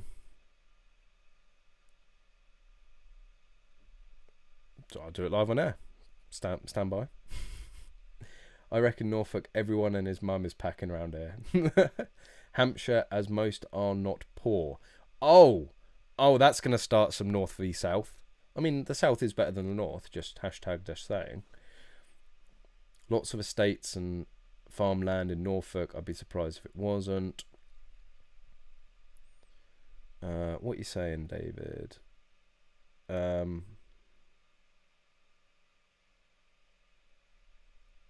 Oh. Okay. This is a bit impromptu. And I guess, David, you have no problem with me sort of like talking about it now. I hope not, because I'm going to do it anyway. I don't know how these are going to be given away. I like to think of at least a more constructive way of just going randomly giving you shit. It is about time that we did a giveaway. I mean, we hit 30,000 on the channel, and I didn't really do that much for it. I'm waiting for the 50. All right, after like 10 and 20,000 subscribers, like 50's the next one. That's what I got my sights on. So subscribe if you're not already, and make me happy in my pants. So what David is saying is to celebrate. So for those of you that don't know, David is the man, the mystery behind American Shooting Trips. And if you're a fan of the channel, you've been watching the channel for a while, you should know a thing or two about American Shooting Trips. It's a fantastic way, and a great value way. I literally don't know a cheaper way to do that amount of shooting in the States for the cost. So he runs shooting trips which take Brits out to America. I've been to Utah twice before, and in October, fingers crossed, we'll be going to Kentucky, which I've been waiting to go. You know, I've been told that Kentucky is just like on another level. So very much looking forward to that. And to celebrate flights coming back, David has given me two £200 American Shooting vouchers for October, for anyone not currently booked in. So it does sound like there's a few spaces left. So I'll be trying to do a giveaway for those. So yeah, if you're on the fence about going on an American shooting trip, then this could be the decider if you get 200 quid off. So I will think about a way of sort of releasing those. And I still do have a load of patches So really, I should do a giveaway. So David, I haven't forgotten. American shooting trips, very very apt. And I do have some other swag and bits, and I can probably sweet talk Magload, Mr. Magload, Connors, aka Connors, to put some Magload swag in there, and we'll do just like a random giveaway. Look, people are getting back into the sport. I think people are a bit happy all around, so we can potentially sort something else.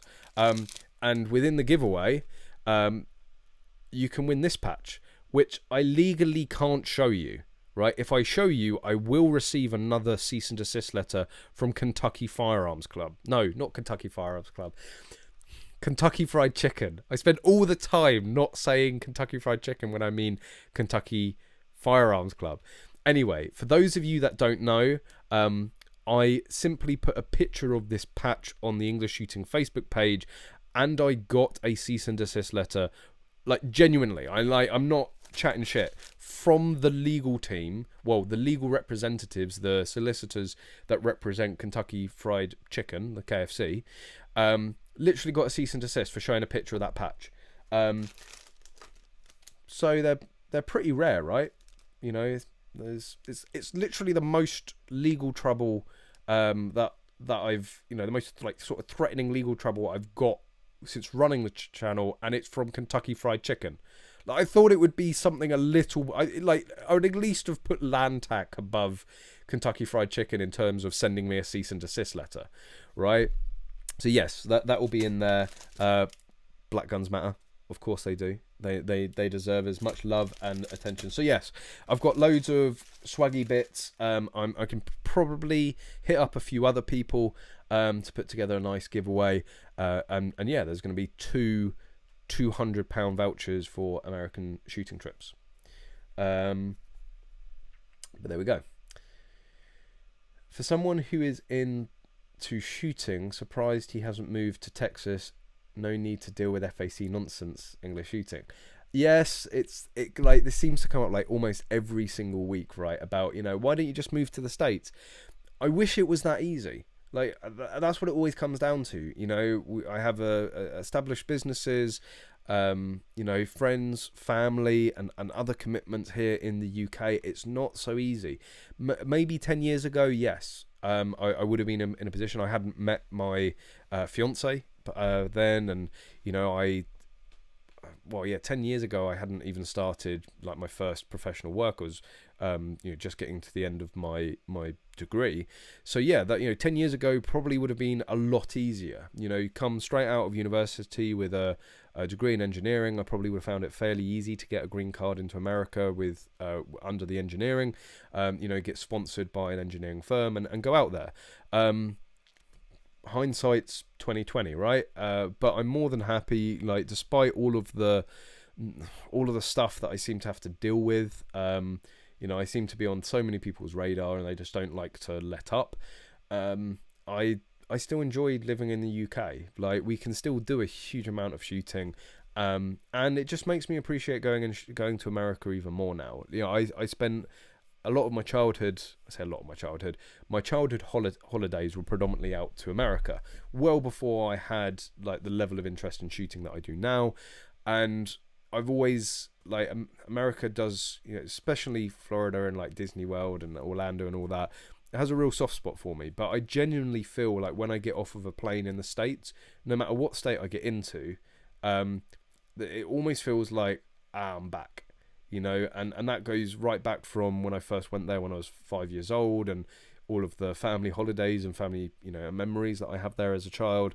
But also now with my passion for shooting and firearms and practical shooting, certainly, when I get out to the States, it's just like, it's almost like a home away from home. And I don't mind having to go out there, you know, and yeah, hopefully what my goal is, what my aim, my aspiration is to get to, is to be in a position where I can afford to have a holiday home out there, and to afford to regularly go out there, you know, like multiple times a year, and yeah, and then I'll still get to go and shoot the big level matches, you know, and shoot on the international stage. But yeah, it's just not as simple as saying, oh, just move to Texas. And to be honest, if I was to move to America, I probably wouldn't move to Texas. Like, I love Utah, right? I don't know what it is about it. Like, I'm not a very religious person, and Utah is a highly religious state.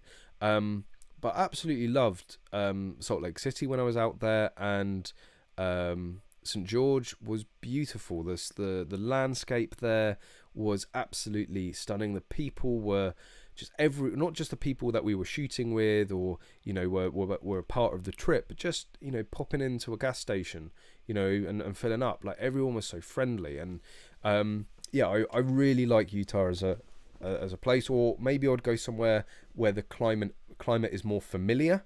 Like, is the Midwest more like UK in terms of climate? But yeah, I probably wouldn't.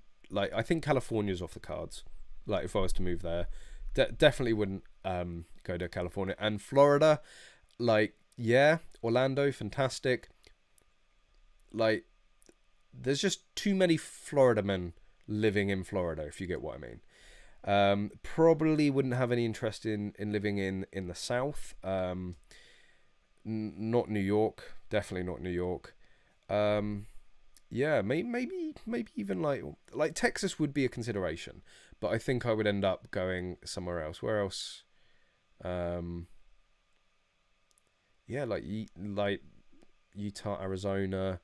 Arizona's just a little too hot, really. Utah's bloody hot as well, but I don't know. I just really have a soft spot for Utah after spending the time out there. Just trying to think of other.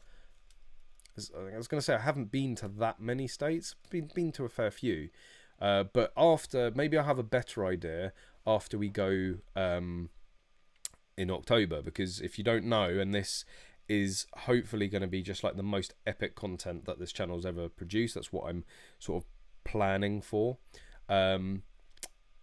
This big old trip.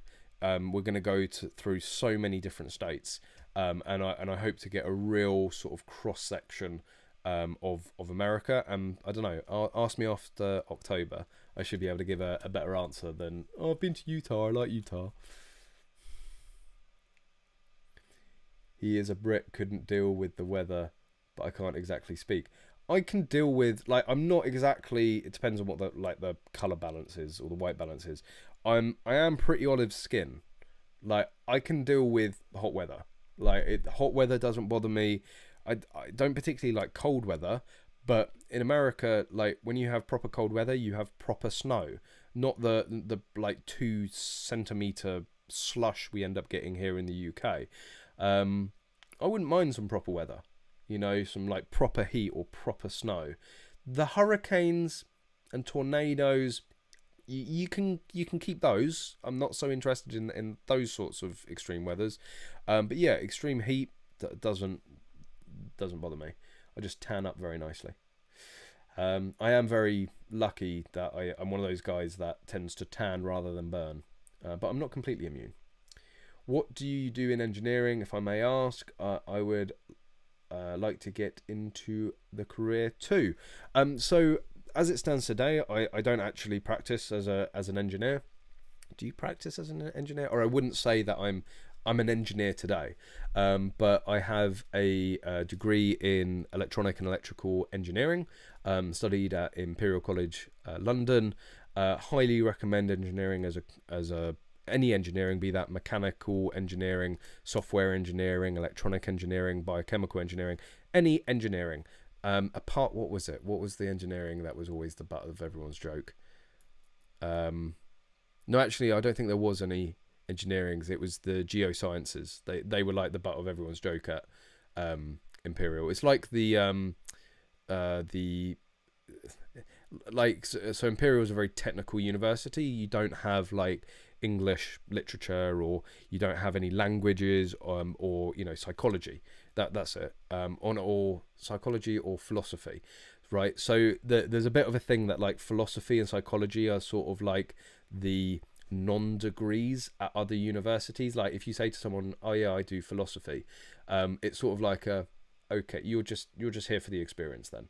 And it was the geosciences that were the equivalent of the philosophy students at Imperial, because they ended up having like regularly 1 or 2 week reading weeks, which no other department got, and for their like final year project they had to go and spend like 2 weeks in Malta to study some significant geological formation there.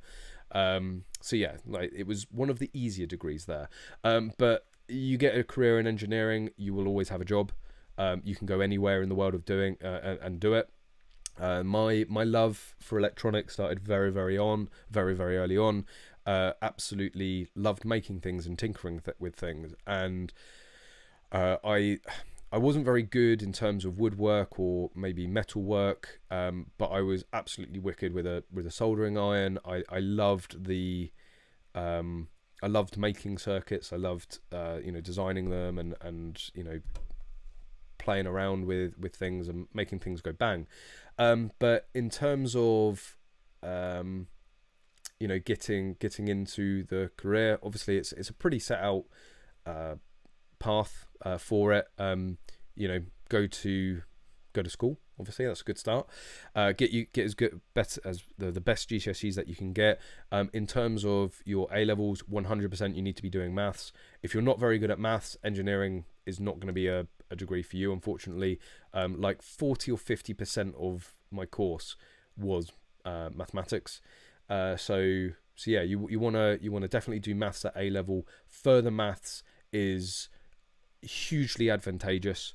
Even though most universities will say that you don't need it, you need it. Just very like sort of foundational principles of engineering are not covered in standard maths A level. It's only covered in further maths, stuff like complex numbers and matrices. Anyway, but yeah, so maths, obviously try and do like a engineering subject. So I did electronics at A level, computing at AS, which I dropped for A2, and physics. I would say, you could then maybe do like graphics, and I don't mean as in graphic design. I mean like proper not graphic design. You know what I mean? Like instead of making posters, you're drawing buildings, that sort of stuff. But yeah, maths definitely. Physics isn't going to hurt in any any engineering, because you do stuff in like the mechanical engineers used to do like fluid dynamics, and that was stuff that was vaguely covered in A level physics. But yeah, if you want to drop an email, I'm more than happy to. If you want any advice or pointers, you have to be slightly slightly insane, let's just say, masochistic to be an engineer. You will spend the majority of your time smashing your head against a brick wall, but it's that 1% of the time where everything goes right, and it you've struggled through the problems and it just bloody works. It sort of makes it all worth it, until you start going through all the pain and suffering again, and then you're like, why do I do this? But yeah, ended up coming out of university, went and worked for a company for 4 years that they made bespoke radio systems for police and military. Very interesting time there. Very interesting customers as well. Very interesting requirements, let's just say. And yeah, it was always a challenge. Everything had to have more functionality and smaller form factor and longer lasting power. So it's a real big sort of threw myself in the deep end. But I absolutely still love engineering, and still love electronics. I don't get to do a huge amount of it at the moment, but I'm not complaining. How did your fiance react when she found out you owned guns? Funny story. The first night that my now fiance Holly, who does occasionally drop in, so hello if you're watching. We actually went to the same college. We did. So I went to sixth form. We went to the same sixth form as each other. She was part of the cool crowd, let's just say. And whilst I hate to admit it to her, definitely punching above my weight. So she, I knew her from school. I'd never really spoken to her, but I had noticed her, if you get what I mean. But that, like, I was not in the same circles. Fast forward, Jesus, like a good 3 or 4 years. We're at a mutual friend's 21st or 22nd. No, I was at his 21st. So I think it was 22nd birthday at a pub. She happened to be there. We just hit it off straight away. She came back to mine that night. Keep your thoughts to yourself on that one. And literally within 30 seconds of her being in the room where the guns were, I couldn't resist and I got the guns out. Not like that. It wasn't that sort of impromptu. At the time, I still had a guitar. I used to be big into the guitar. I just wasn't passionate enough to put in the time needed to become as good as I wanted to be with it. So I had this guitar sat gathering dust, and she's a musician. She's a freelance violinist, very, very talented.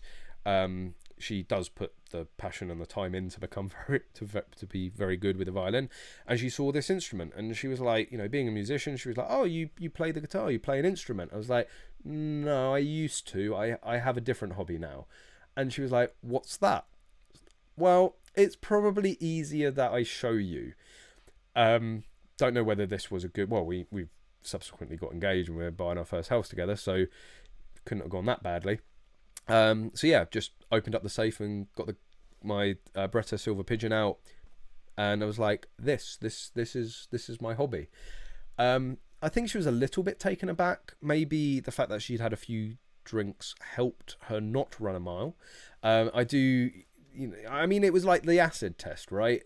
Either she was going to run and then I knew she was going to be no good, or she was going to be like, yeah, all right. And yeah, she was. Although for a good long time, I would certainly have put her in the anti-gun category. I think that was certainly more out of the same sort of naivety and misinformation that most people are exposed to. But obviously, sort of being around me, she's been shooting, has enjoyed it. I think she's a little bit more educated on the subject. It has rubbed off. Why do I do it to myself? Yeah, so she's now, like, at the very worst, she's neutral. But yeah, she obviously knows how much it means to me, and she supports me fully with all of that.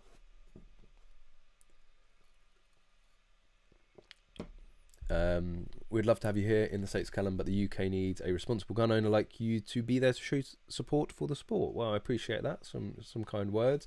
Yeah, at the end of the day, if I fuck off and you start up American shooting, that has a ring to it. Then would the UK be worse off? I don't know. I'm sure there's some people that wouldn't think so, but I would hope to think there were a few that would think so. DSTL, I don't know if you're asking if that's where I worked or that was one of the companies. I'm sure you can understand that I have to no comment that question. No, the company I worked for was a private company. It was a third-party contractor that worked directly with UK government. Give me a break. I'm a kid. Never seen a soldering iron. What? Oh god, people are talking about all sorts of... I'm surprised that KFC would watch a UK shooting channel. So am I, to be fair. I really think someone dobbed us in on that one. Unless they just happen to be fans. I don't know. What's that? Maths is so much better than English, but it seems my brain is wired more for English. 7 in GCSE English, 4 in GCSE Math. You're showing your young age, because back in my day, it was still letters. I don't know why they've changed it. But yeah, I mean, exactly the same. I guess, the opposite, actually. I got an A in maths and statistics at GCSE and a C in English literature and language. I am not, my English is not my strong point. Equivalent, and annoyingly, I was the year before they brought in the A star for A levels. So on my CV, I have to put in brackets equivalent. So I got the equivalent of, I think, an A star, equivalent A star in maths, A level. I think equivalent A star in physics, A in electronics, and I got I think it was a B in the AS computing. I just, my brain is much more wired for maths and numbers. Numbers don't lie, right? Numbers don't lie to you. They either are or they aren't. They're either, you know, it's like very binary. Either it adds up or it doesn't, right? English, there are so many contradictions to the English language. You know, it's like would. Which would did I just say? And in what order? You know, no, I don't like it. If Callum only soldered his lifter, it wouldn't have warped. You might be onto something there.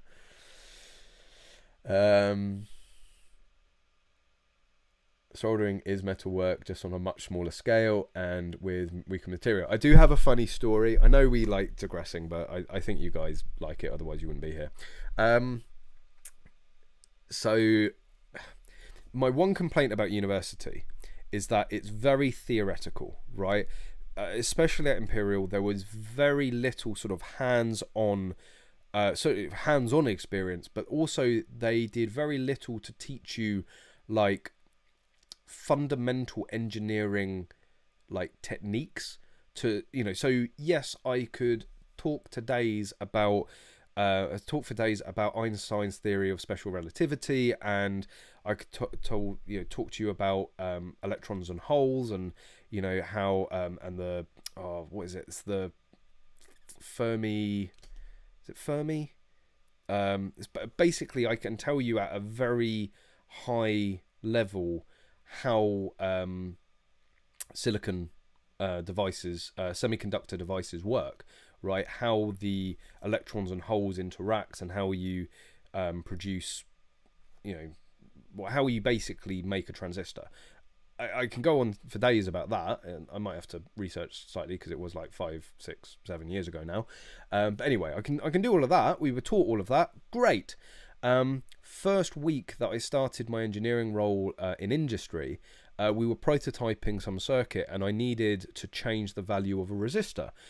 And this was the first time someone had shown me a surface mount resistor. And a lot of the time when you think about electronics, you'll think about through hole components. I'm trying to think if I actually have anything lying about.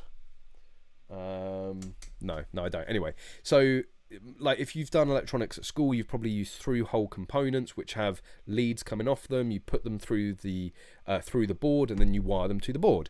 Well, they take up huge amounts of space, and if you've ever opened up you know, a laptop or a mobile phone, you will see these very small they're almost like dots, but they're like rectangle, really small, and they're on little pads with solder blobs on the end. Well, those are surface mount components, and the common size that we were using was 0402. You can get 0201 as well, and even smaller than that now.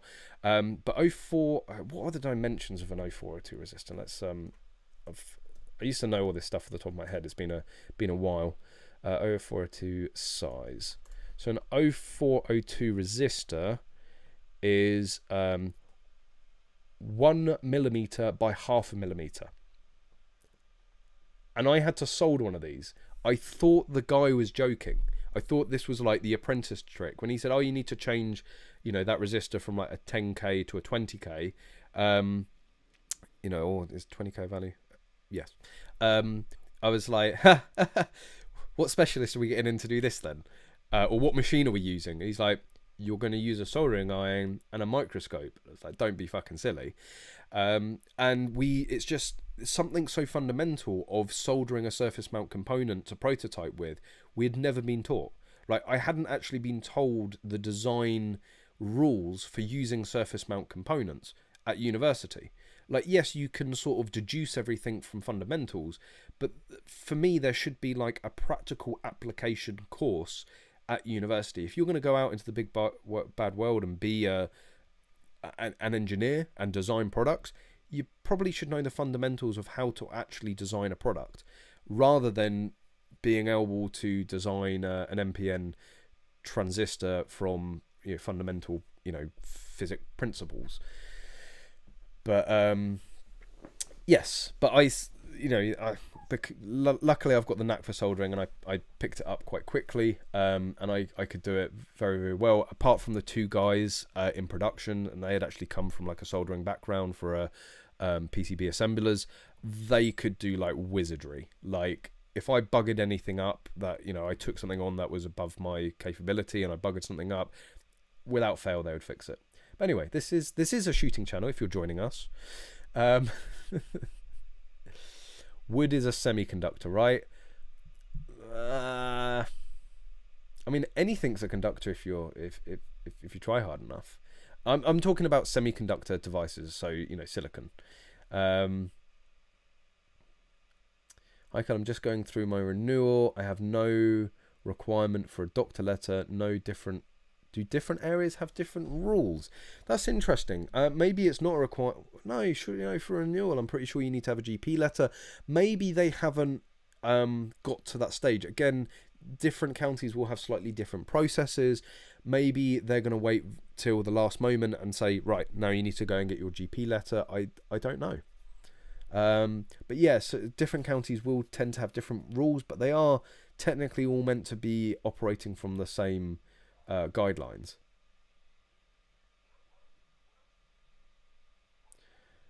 Some engineering courses, e.g. Cambridge, don't teach much existing technology because they hope their alumni will make it obsolete. Yes, but there's still some, like, the majority, there was a lot of engineers that came out of my course that still couldn't solder by the time that they graduated. Like, I'm sorry, if you can't solder, you shouldn't be getting a degree. You shouldn't be given a degree in electronic engineering. It just makes no sense. But fun fact, I don't know if I've ever said this. I actually had an interview for Cambridge. They came to their senses, right? They met me in person and then thought, yeah, no. But yeah, complete shock to me. I was not particularly strong academically in my GCSEs. Sort of peaked, I would say, at A level, and that qualified me to be able to apply for Oxbridge. I went for Cambridge. I think if I'd have gone for Oxford, I probably would have got in, but I was like, no, it's Cambridge or nothing. Went for Cambridge, and I didn't get in, unfortunately. But London was a good experience. I think in hindsight, I probably would have just gone to Southampton, saved a shitload of money, but London was good fun, a big eye-opener. And the thing is, Southampton has a really good rifle club as well, so I still probably would have meandered my way into shooting at some point. Hey Callum, will you be in Cincinnati, Ohio area during your visit to the States? Let me just double check, since like my geography of America is not the best. Let me see.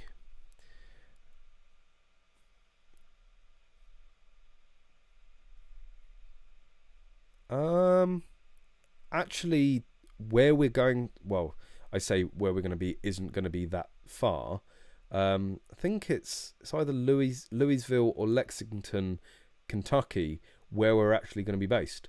So let's go direction from either of those. Shit.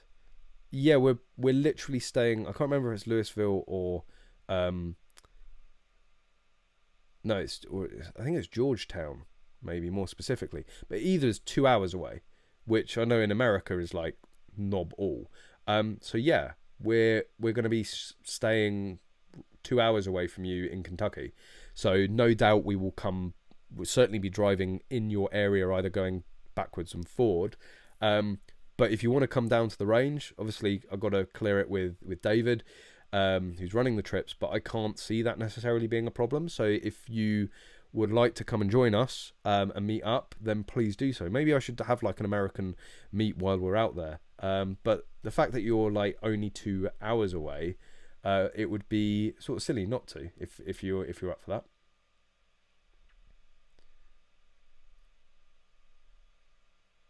You don't need to know how it works, just that it works. It's like a metaphor for life, right? Louisville sits on the Ohio River, just saying. Not to delve too much into politics, but I've seen that the Libertarian Party UK, Madisonville. I'll just bring it up. So, thank you, David. Madisonville. But I thought that was near like Louisville or Lexington, like, I don't know. Maybe it's actually miles away. Would love to see you. How do I get in contact? Drop me an email, and this goes for anyone, right? If you, we're doing this trip. If you want to, meet up, if you want to go and spend some time down the range, chat the shit, whatever, then drop me an email. So it's EnglishShooting@gmail.com. Again, I do caveat that sometimes it may take a little while for me to get back to people. I deal with a lot of emails every day. I'm dealing with all the emails at Magload, English Shooting, and all of the messages and so on and so forth. So it can take me a little while to get through. But yeah, drop me an email, EnglishShooting@gmail.com. And yeah, we're trying to hook up. Okay, so Madisonville is 4 hours away. So not as close, but looking at it, we are planning to go to North Carolina, and oh no, that's right below. Yeah, we're going to be coming through Tennessee and then up to Kentucky. But if you don't want to make like the 4 hour trip to Madisonville, what we potentially could do is on our way back to Chicago for our return flights, we could take the detour up through to Cincinnati. Again, I would love to tick off like as many states as possible while we're there. So, when we land, we're going to be going Chicago, which is Illinois, over to Iowa, I believe, and then down. So if we take a slight detour, we should be able to cut through to, obviously we'll be in Kentucky, but then we can like tick off Ohio and Indiana. Then back through to Illinois. So, yes, definitely up for meeting up. But yeah, drop me an email. Callum, we can do a meetup. That sounds good. Yeah, we'll try and arrange something, and I'll put the word out. Yeah, it'd be good. I keep meaning to. I did email Donut Operator the other. I think this was for when the trip was meant to be earlier in the year. I'm gonna try and get some like big American YouTubers there. I don't know if I'm just pissing in the ocean in terms of messaging those guys, but I would love to get them down there, And again, chat the shit. I'm all about raising the profile of UK shooting, English shooting, and it would be great. I'm sure there are more Brits. There are more non-shooting Brits that watch Donut Operator than probably the total amount of subscribers to this channel. So, if we can get the likes of like, I know this is big dreams, but the likes of Donut Operator, Demolition Ranch, Iraq Veteran 8888, Coleon Noir, Hickok 45, Forgotten Weapons, although Forgotten Weapons actually does regularly like come to the UK.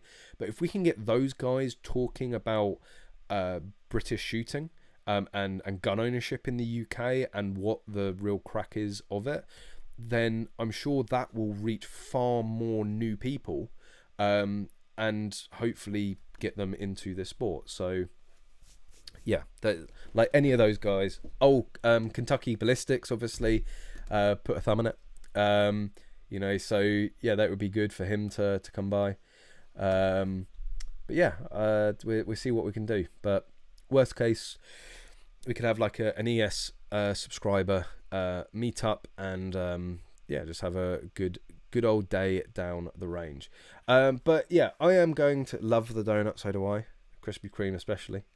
He would not go down well in KY Noir. that is a point. But yeah, and Demolition Ranch to Demolition Ranch.